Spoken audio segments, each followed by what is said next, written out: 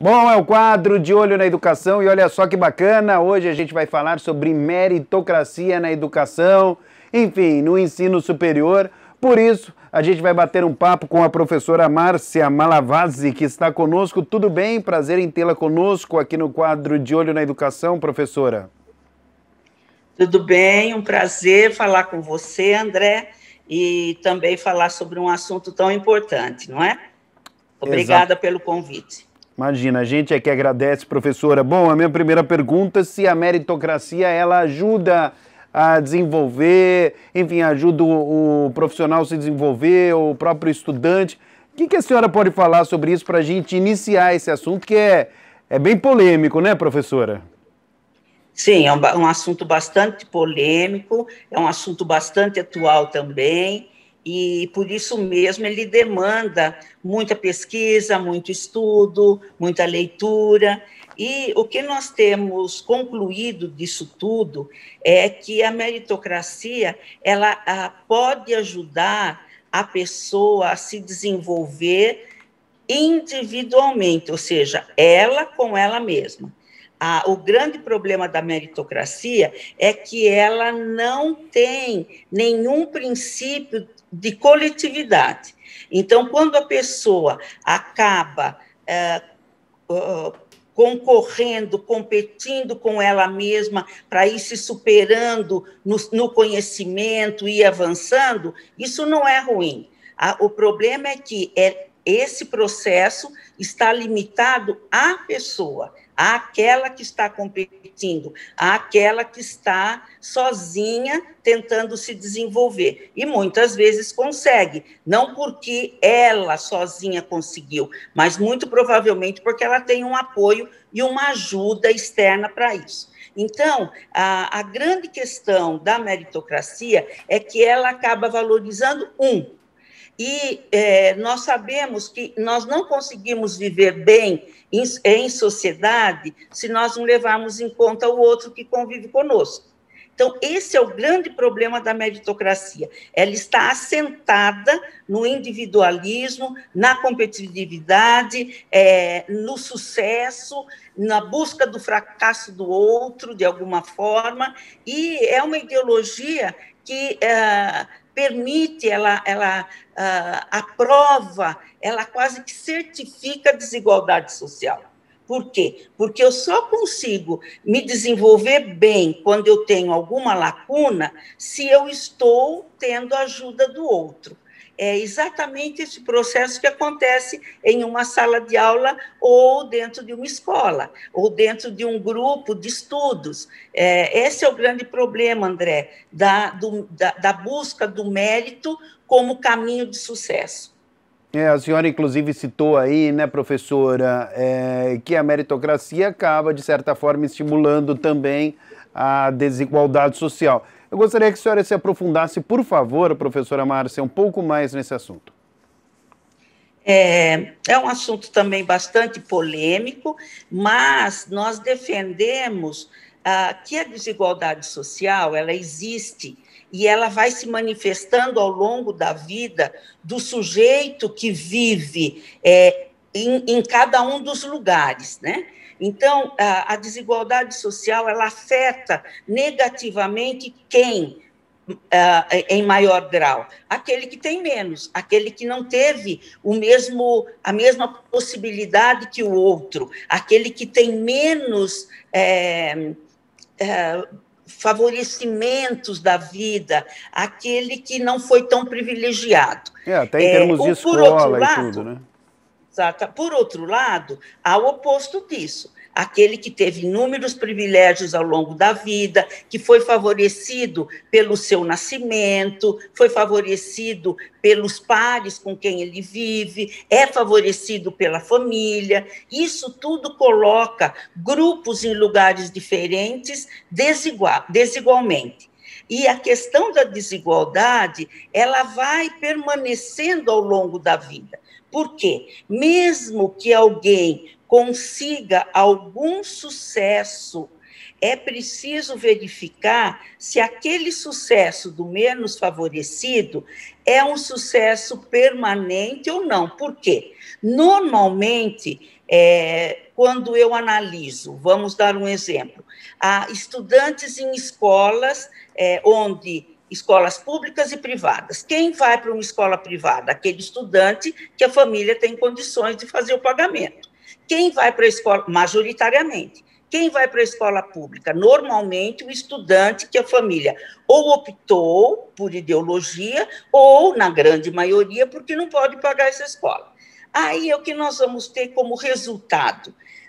Na escola privada, o aluno tem contato com determinados cenários, com um mundo que vai favorecer o seu conhecimento. Por outro lado, aquele aluno que menos tem e que está frequentando a escola pública, ele vai ter contato com outros cenários. E aí nós corremos o grave erro e risco de dizer que a escola pública é de menor qualidade do que a escola privada.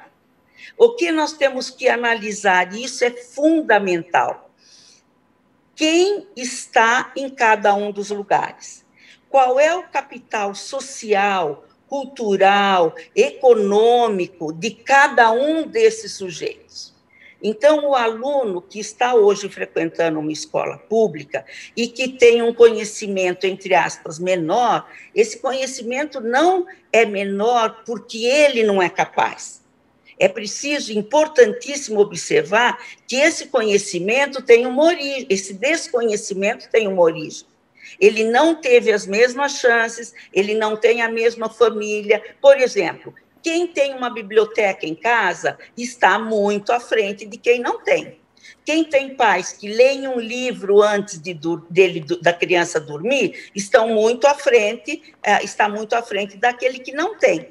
E onde estão esses diferentes cenários? Infelizmente, estão onde alguns são privilegiados economicamente e outros não. Então, não se trata de capacidade, competência ou falta de capacidade e competência. Se nós, por exemplo, um exercício muito simples, que a gente brinca de fazer de vez em quando, se eu colocar um aluno da escola pública no cenário daquele aluno com privilégios em uma família de escola que pode frequentar a escola privada, rapidamente você vai perceber a diferença de um aluno para o outro. E o oposto também, ou seja, a base da mudança escolar, da mudança de competências, da mudança de desenvolvimento cognitivo, social, está na desigualdade. Então, não adianta nós pensarmos que a mudança tem que ser só na escola, a mudança tem que ser na sociedade. Enquanto nós tivermos os ricos mais ricos do mundo neste país e os pobres mais pobres do mundo nesse país convivendo em um mesmo território, nós vamos ver a crueldade e o absurdo dessas grandes diferenças. Então, a desigualdade ela tem origem na sociedade, não é na escola, e não muito menos no sujeito. Ela é no que a nossa sociedade produz de maravilhoso para uns e do nada para outros.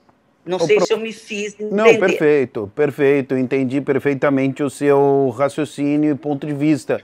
Ô, professora, qual, na sua opinião, seria o que deveria ser feito para tentar diminuir essa desigualdade, né? Porque a senhora foi clara quando disse, evidentemente, que não é questão de capacidade, enfim, ou de inteligência. A questão é a escola, não é a sociedade e tudo mais.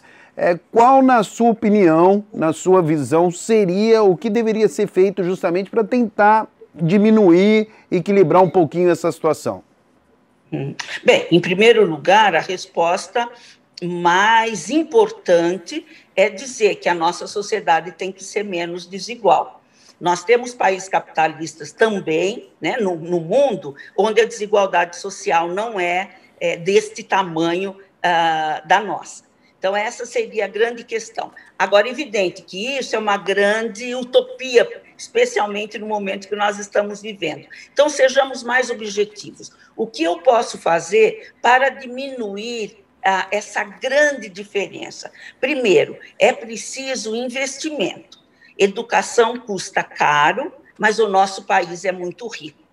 O que nós não temos tido é investimento adequado e encaminhamento dos recursos que o país tem para onde ele deveria ir.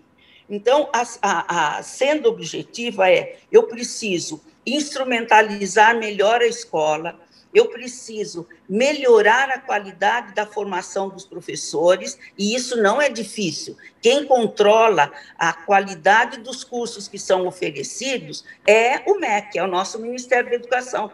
Então, o que é preciso? Que haja uma fiscalização muito mais adequada e uma atribuição de funcionamento ou não dependa de um ser amigo do outro, ou de um dar mais dinheiro para o outro aprovar, que dependa, sim, do governo se comprometer, do Ministério assumir seriamente o seu papel de fiscalizador de cursos de formação de professores. Ora, todas as profissões precisam de um professor. Os cursos de formação de professores têm obrigação de serem de qualidade, e não têm sido.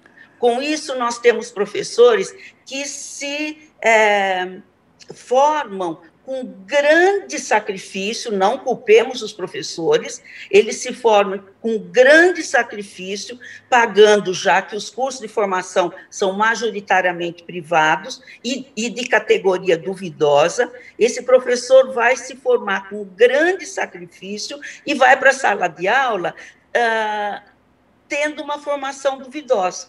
E isso impacta, evidentemente, nos alunos, nas relações que esse professor vai estabelecendo. E ele encontra uma escola que não tem recursos pedagógicos, uma escola que não ofereceu... Não tem estrutura. Estrutura pedagógica, desde a merenda, a merendeira, o pátio, o porteiro, tudo, os né, recursos professora? técnicos, tudo. E esse professor se depara com uma escola assim, que também tem como política não fornecer curso de formação continuada de qualidade, porque todas as profissões, imagino que a sua também, André, é preciso que nós, depois de formados, continuemos os nossos estudos para aperfeiçoamento, etc. O professor, muito mais. Ele precisa de cursos, não só um bom curso inicial, que é o de graduação, mas um curso de formação continuada, para que ele continue tendo conhecimento, estudando, tendo boas informações e, consequentemente, uma boa formação para continuar atuando na sala de aula. E isso, infelizmente, está no mesmo patamar da qualidade das graduações. Nós não temos tido curso de formação de qualidade. Claro, André, que eu estou falando da grande parte, do grande cenário da educação brasileira. Há exceções? Claro que há. Claro, lógico. Há cursos em instituições privadas de qualidade? Claro que há. Há cursos em instituições públicas não tão qualificados? Claro que há. Nós estamos falando, isso é exceção no país. Claro que há eu estou falando do grande cenário, da nossa grande realidade. Então, sempre é bom lembrar, porque às vezes algumas pessoas ficam um pouco ofendidas ou um pouco chateadas e dizem, não, mas eu fiz um bom curso privado de graduação, certo? Eu tenho programas de formação continuada na minha escola, ótimo, mas nós temos que olhar para provocar mudanças e lutar por mudanças, nós não podemos olhar as exceções. Nós temos que incentivar as exceções, mas nós precisamos olhar a grande maioria, a grande realidade. Porque é nessa grande realidade que nós precisamos exigir as mudanças. E hoje elas estão majoritariamente nas mãos do Ministério. Por mais que o Ministério da Educação diga estados e municípios têm autonomia, mas é preciso que nós tenhamos um condutor, um balizador maior, que ajude, que coopere, que traga, que some nessas questões que nós estamos levantando. E hoje, infelizmente, nós temos um ministério que se debate todo o tempo e bate cabeça e toma iniciativas completamente equivocadas, e isso acaba influenciando em cadeia, compreende? Ele influencia ações nos estados e os estados influenciam ações nos municípios. Então, nós estamos com péssima condução nacional da educação brasileira. E isso vai influenciando, é como uma pedra em um lago, não é? Ele vai formando ondas que vão chegando até os espaços mais longínquos da beirada daquele lago. Bom, professora, o nosso tempo acabou, realmente uma entrevista importante, não é? A senhora colocando o seu ponto de vista, lembrando que muita gente hoje acha que, puxa vida, todo mundo tem celular, todas as crianças, os estudantes têm computador, mas foi feito, não é? Uma pesquisa, um estudo, que um terço, não é, dos estudantes que tentaram o ensino superior através do Enem não tem acesso à internet, computador. Isso, de certa forma, compromete muito, não é, a preparação, né, professora? Muito obrigado pela sua participação aqui com a gente. Muito obrigada, André, obrigada aos seus ouvintes, e, de fato, você tem toda a razão. Essas pesquisas, elas têm nos mostrado a gravidade da nossa realidade. É isso mesmo.